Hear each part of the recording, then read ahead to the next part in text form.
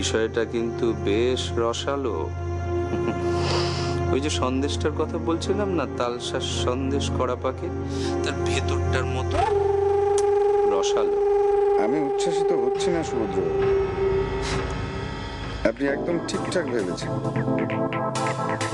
আমি এবার আপনাকে একটা কাজ দিই, আপনি হসপিটালে জল ঘোলাবেন আর আমি রিঙ্গোর মনটাকে খোলা করি। ঠিক আছে, বাই। আমি ছোট হতে পারি কিন্তু বোকা নই, বুঝলে? ন্যাড়া ন্যাড়া একবারই বেলতলায় যায়। ও বাবা, তুমি তো একেবারে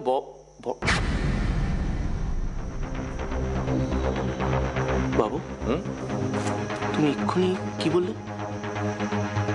বললাম যে তোমার সঙ্গে যাব। না না, তার তার ঠিক পরেই কি বললে? না নিয়ে গেলে আড়ি করে দেবো কিন্তু। ওহো, তুমি যে এইক্ষুনি বললে ন্যাড়া, কি বলো মনে করো। ন্যাড়া? হ্যাঁ। ন্যাড়া ন্যাড়া কি গো? আসলে ওর অতীতটা ওর মস্তিষ্কের কোষের মধ্যে লুকিয়ে আছে, তারা রাস্তা খুঁজে পাচ্ছে না। মাঝে মাঝে দু একটা ছিটকে আসে, তারপর আবার হারিয়ে যায়। হ্যাঁ চলো, অনেক হয়েছে, চলো স্নান করে খেয়ে দিয়ে ওষুধ খাইয়ে তোমাকে ঘুমিয়ে দেবো, ঘুম পাড়িয়ে চলো চলো। না না না না না না না, আমি আমি ঘুমিয়ে পড়লে তো ও আদিকে দেখতে চলে যাবে। আরে ওকে যেতে দিচ্ছে কে? ওকেও খাইয়ে দাইয়ে তোমার মতন ওষুধ খাইয়ে ঘুম পাড়িয়ে দেবো, চ। তাই? ও দিলীপ দা। ডক, DOC, ডক্টর থেকে ডক নিকনেম। তোমাকে কি সবাই ওই নামে ডাকে? না, সবাই ডাকে না, একজন ডাকে। তুমি ডাকতে পারো। উইল ডক, nice to meet you. Nice meeting you too. মা এসো এসো, আস্তে আস্তে বাবা, চল।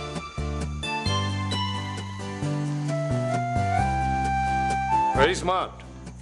আমার ছেলে স্যার। না, তোমার একার নয়, আরো একজনের। সে কে? আকাশ। সে জানতো? না স্যার, বউ ভাতের দিন সকালেই ওকে বিদেশ চলে যেতে হয়েছিল।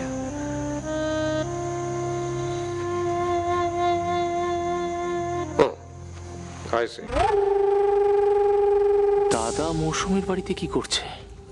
এইসব আমি কি ভাবছি, দাদার মতো মানুষই হয় না।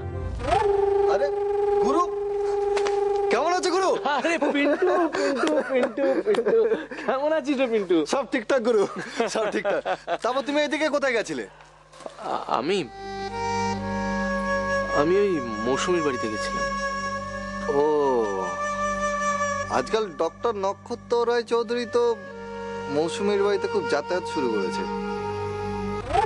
তাই? আসলে গুরু, আমার না মনে হয় ওদের মধ্যে কিছু একটা ব্যাপার আছে। তুমি একটু সাবধানে থাকবে, তোমার মন ভাঙলে আমার খুব কষ্ট হবে। ব্যাস, তুই এখন যা। ডক্টরের সঙ্গে কথা বলতে। কি কথা?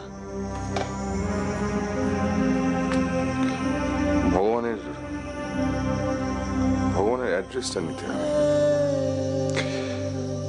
জিজ্ঞেস করতে হবে যে কেন আমার সঙ্গে এমন করলো, কেনই বা তোমাকে কষ্ট দিল।